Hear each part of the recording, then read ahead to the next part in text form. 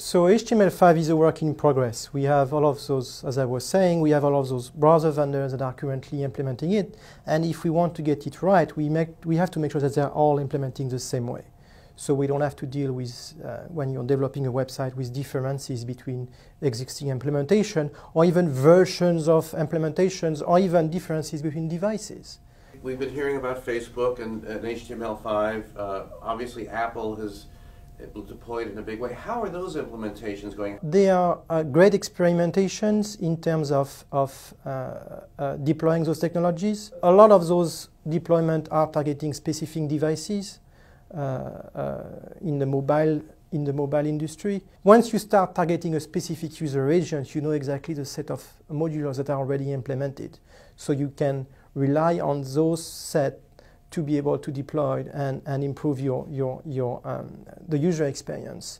But what we're trying to do is to make sure that this experience is shared across all browsers and across all devices.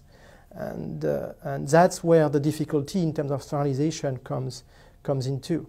How will a standardization be created, and when might that happen? So there is a big, as I said, there is a big feedback loop. And certainly all of the browser vendors are involved in W3C to standardize HTML5 in the various groups that we have.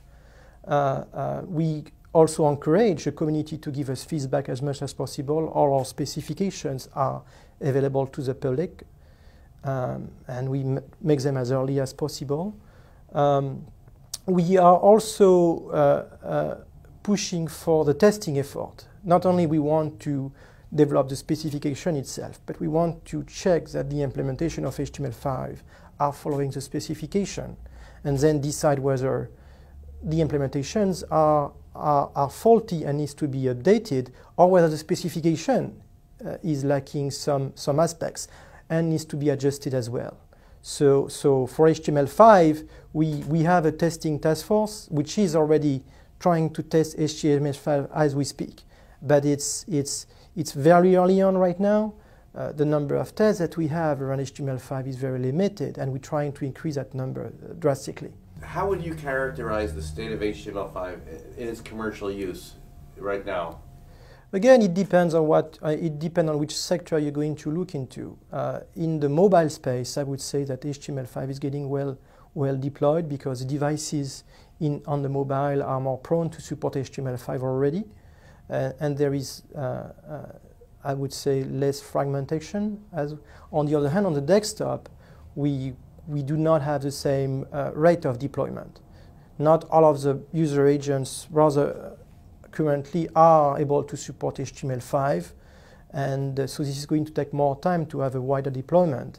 But one of the great things about HTML5 is it has built-in fallback mechanism, so that while you can show, for example, an HTML5 video today, and websites are doing that like Wikipedia, they also have fallback mechanisms so that if your user agent does not support HTML5 video, you can still see the video content using more classic approaches.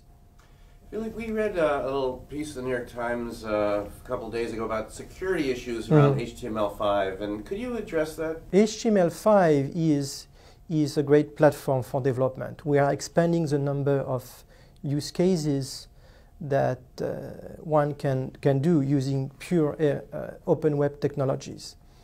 But it comes as a price. You have to be a little bit more careful when you're using those technologies. So for example, offline storage, which allow you to actually store information when your application is offline, you have to be conscientious of security and privacy considerations.